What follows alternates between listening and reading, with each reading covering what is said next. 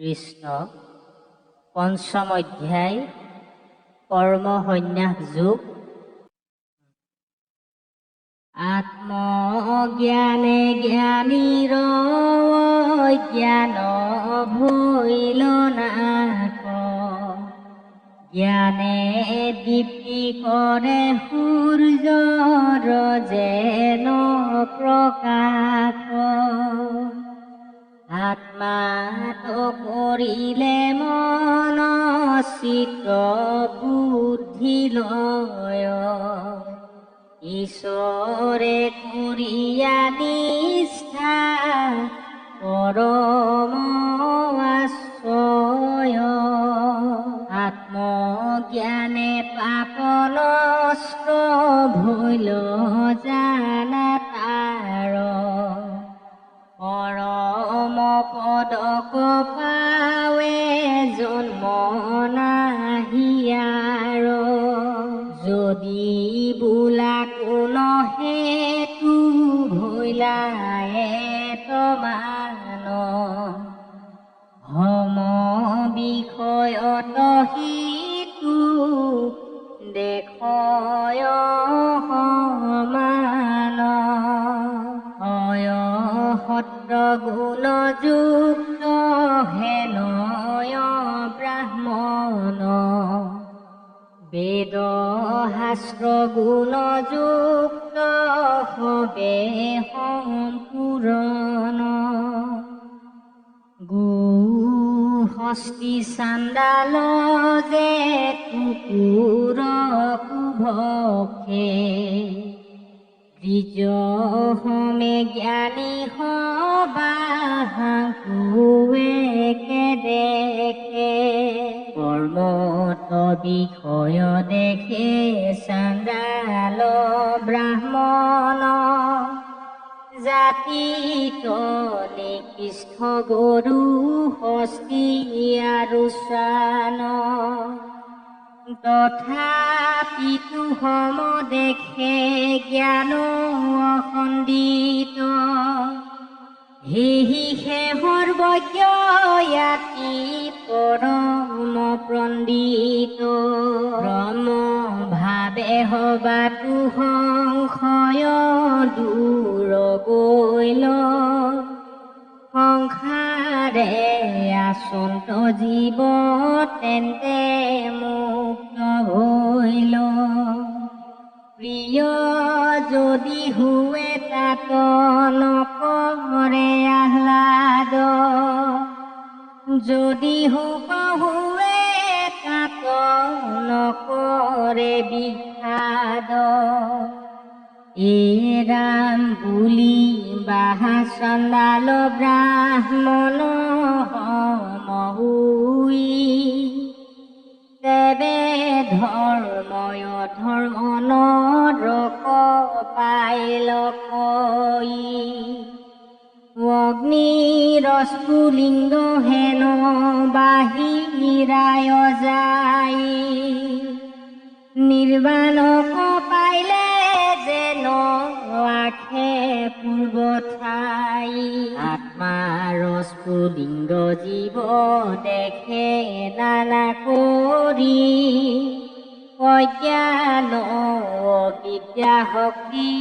আশ্ৰয় আৱৰি। উপাধি গুচিলে অবিদ্যায়ে বিদ্যা হৈ,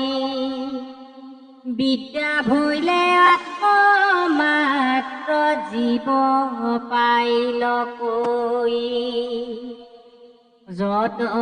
বিধি নিষেধ মায়াত আছে পূৰ্ণে, নিৰ্গুণ ব্ৰহ্মক কি কৰিবে দুখ গুণে। সন্মুখ গুচিয়া স্থিৰ বুদ্ধি ভৈল যাৰ, ব্ৰহ্ম ভাৱ হৈয়া চিত্ৰ নপালতে আৰ। আত্মাক চিন্তনে উপৰাম ভৈল মন, অক্ষয় অব্যয় সুখ পাইল পাইলা সেইজন যদি বোলা বিষয় সুখক ত্যাগ কৰে মুখ্যে কিবা কাৰ্য সাধি বেকতাত পৰে বিষয়ত হন্তে সুখ যতে আশ্ৰয় পাপ শূন্য যে হিংসা ভয় বিষ্ণু যেন স্বপ্নে পেট ভৰি লাৰু খাইল নৰ ক্ষুধাও পেলাবে স্বাদ মুখে মনোহৰ জাগি দেখে ক্ষুধাও আছে মুখে লাৰু নাই মুখ্য বিনে আন সুখ দুখ হেহি প্ৰায় কল্প দিন থাকে মাত্ৰ গুছে কেতিক্ষণে হেন জানি তাত নৰ ময় সাধুজনে এৰাম ব্ৰহ্মতৰ ময় যোগী তাতে দিয়া চিত যিটো সুখ পায়ে ব্ৰহ্মানন্দয় খণ্ডিত কিন্তু কাম ক্ৰোধ আছে দুগুটা বৈৰী যাবে মুক্ত নহে তাবে লৈবে ভাল কৰি যেন মিত হব কজে বেৰিয়া কান্দয় যুৱতী সকলে তাক ধৰিয়া লিংগয় খবৰ ইন্দ্ৰিয়ে যেন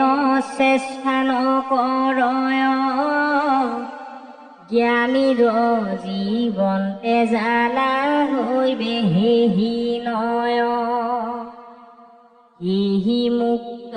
যোগী সখী জানিবা সাক্ষাৎ আছে কাম ক্ৰোধ তাত বেগনুহে জাত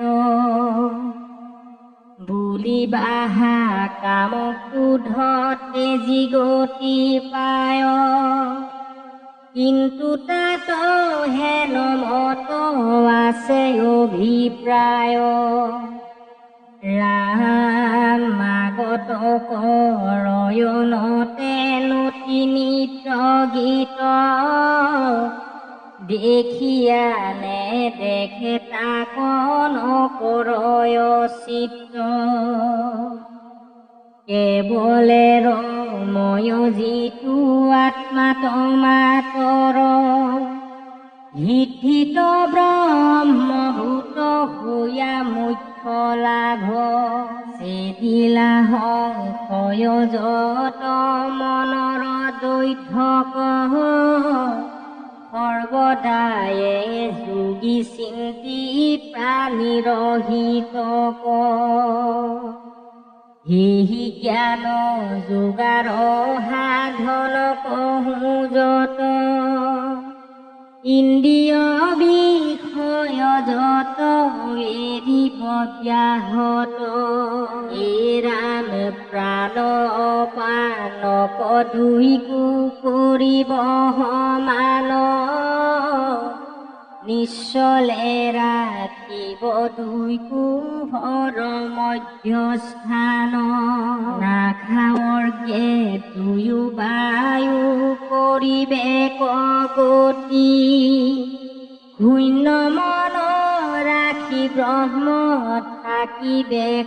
চিন্তি বিষয় এৰিলে মন ব্ৰহ্ম এক স্থান আপোনাক পাহৰিব নাহি মই জ্ঞান সকলে গুচিয়া মন ৰহে কথাই যেন মিত কৰ কিছু সুখ দুখ নাই ইহিমতে চিন্তিয়া যে স্থিৰ ভৈল মন জীৱন্তে মুকুত সখী ভৈলা জন যদি তুমি তাত হেন বোলা কুন্তি সুত জ্ঞান দেৱতা দিগ্নি কৰয় বহুত ও ৰাম ৰাম যেন মতে নহে বিঘ্নি কহু হেতু তাৰ সৰ্বদায়ে মই হওঁ সহায় তাহাৰ যজ্ঞ দান তপ পূৰ্বে কৰিলে কজত মোক ভজি কৰ্মযত অৰ্পিল সমস্ত যজ্ঞৰ পালক ভোক্তা মই মহেশ্বৰ অন্তৰ্যামী হুহিত যে সমস্ত লোকৰ এহি জ্ঞানী জ্ঞান যেবে জানিলে কলোক নিশ্চয়ে জানিবা মুক্ত ভয়া পাইল মোক কহয় গোবিন্দ মিশ্ৰে জ্ঞানৰ মহত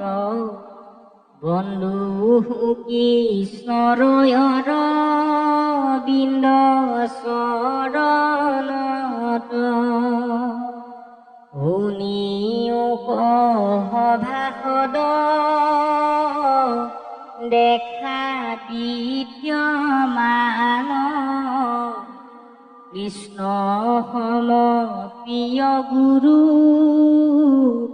বন্ধু নাহিয়ান কৃষ্ণে বোলে পঞ্চম অধ্যায়ে প্ৰথমত এহিহে নিৰ্গুণ জ্ঞান চিন্তনৰ মত পঞ্চমৰ অন্তে কহে সগুণ নিৰ্গুণ দুইৰো ব্যৱস্থা কহো শুনিও অৰ্জুন দুই পাব দিলা তীৰ্থ কৰো গমন চক্ষু দুই দিলা হন্ত ভোকন্দৰীখন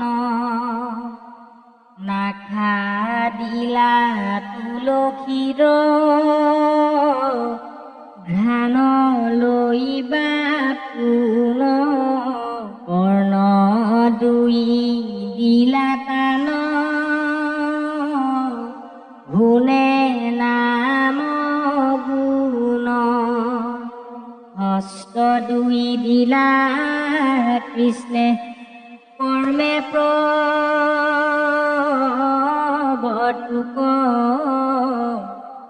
উদৰ দিগন্ত তাৰ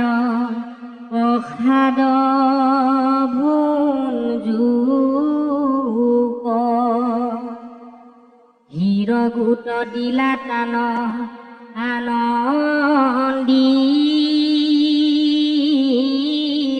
মন পদাৰ বিন্দত সদা অৰূপ বন্দন জীৱা মুখ দিলা সদা কৰূপ কীৰ্তন নামক স্মৰণতে মন দিলা সৰ্বক্ষণ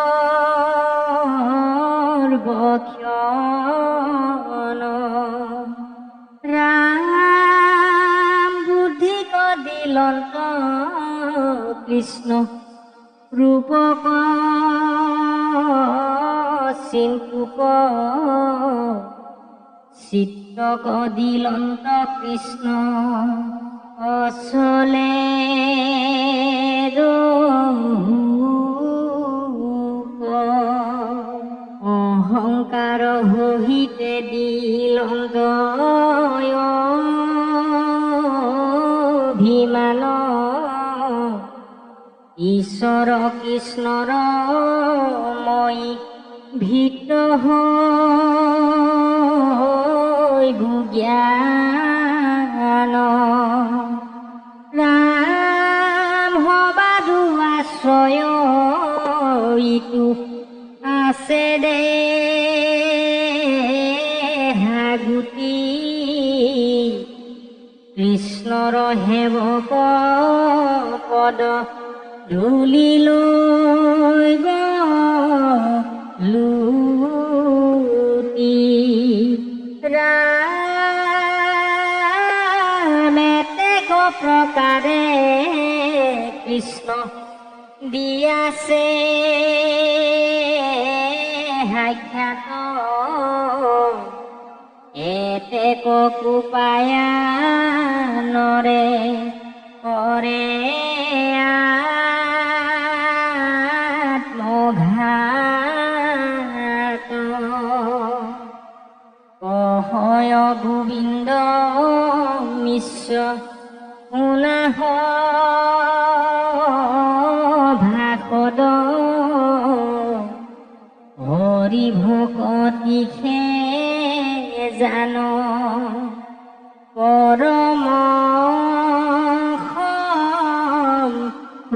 সম্প্ৰদ ৰামে হেনয় কৃষ্ণৰ পদে লৈলো শৰণ নিস্তাৰিও ৰাম কৃষ্ণ বুলিও ঘন যদি মহাজ্ঞান নযায় নুহুৱতি ক্ষয় তথাপিতো কিছু দয়া কৰা কৃপাময়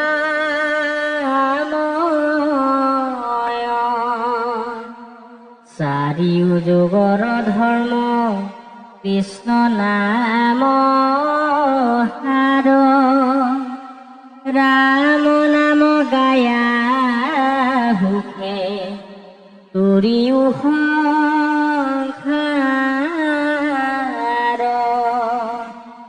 শুনিয়া সৰ্বনৰে এৰাৱান কাম যদি নিজ সুখ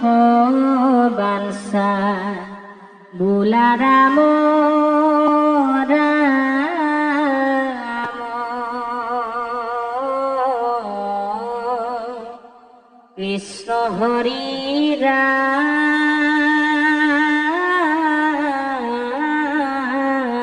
ৰাম ৰাম কৃষ্ণ পঞ্চম অধ্যায় সমাপ্ত।